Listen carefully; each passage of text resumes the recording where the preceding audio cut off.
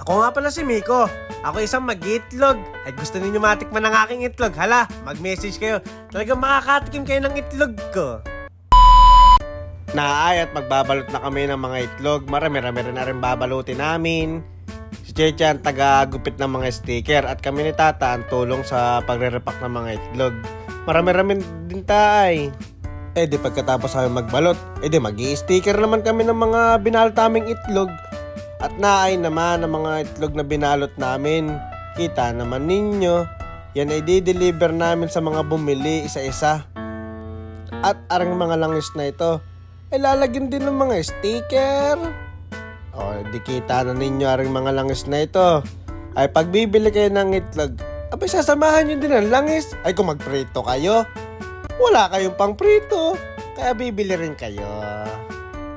Dare, pagkatapos namin magbalot ng mga itlog at maglagay ng mga sticker sa itlog, tapos maglagay ng mga sticker sa langis, ilalagay na namin sa sasakyan dahil kami magdi-deliver na Kita ninyo, isa-isa namin yung nilalagay. Ang kaiinit, dahil ngayon sa Pilipinas ang kaiinit.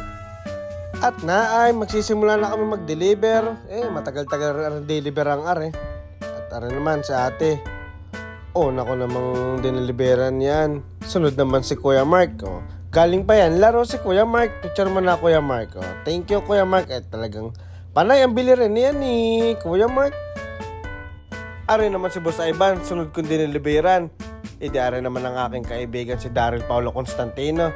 Ay napakapugi, katatakaw na yan sa itlog. Nakaka5 itlog ata sa isang araw. At are naman ang kasunod ko dineliveran, ang aking kinakapatid. Kinakapatid ko yan kasi ninang ang aking nanay At are naman ang aking ninang. Talagang, yan ay minsan ay weekly talagang bumili sa akin. Kada dami bumili ng langis at itlog. Suking-suki yan, si ninang. Picture naman daw. Ay lintik, video pala. Ara naman si Tita Gigi, ang kagawad ng tambak. Talagang lagi rin sa akin nabili yan. At naman si Kuya Mark. Yan ay may negosyo sa Hoopers. Yan atay mga jersey. Bumili kayo. Ara naman si Kuya Nico. Kagagaling na mag-video. Kung gusto nyo magpa-video kayo diyan.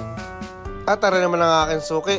Sila ay may negosyo rin pizza. Pag gusto nyo bumili ng pizza, ay may message nyo lang sila. Ang kasasarap ng pizza niya dahil yung cheese. Talagang pag kinagat mo, abay, enter to hanggang malikboy, hindi pa napapatid. Joke lang. At areo, bumili rin ang aking kaibigan si Jose, pero hindi yan yun. Yan ay inutusan lang. Ito naman ay kinukuya Kilmer at tumanggap ay kanya nanay. Talagang lagi din sa akin nabili yan. At are naman ang aming kagawad, si Kagawad Lalin. Kung gusto niyo ng itlog ng pugo, ay message niyo siya at kada dami niya ng pugo. At rin naman ang aking kabuli sa aso. Wala lang siya, kaya may inutusan lang siya. Di siya nag-receive. Ito naman si Sir Jojo. Yun ay teacher ko dati sa Kalayan.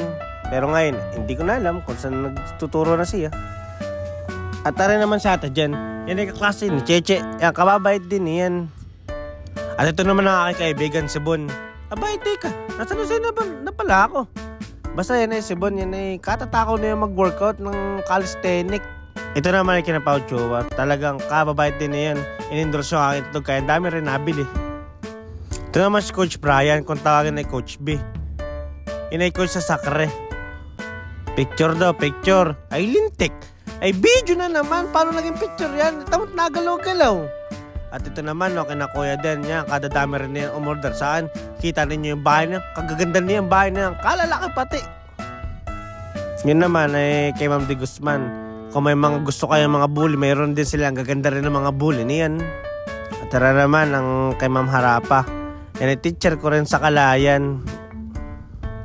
Ayan mag-alas 6 na, katatapos lang na mag-deliver.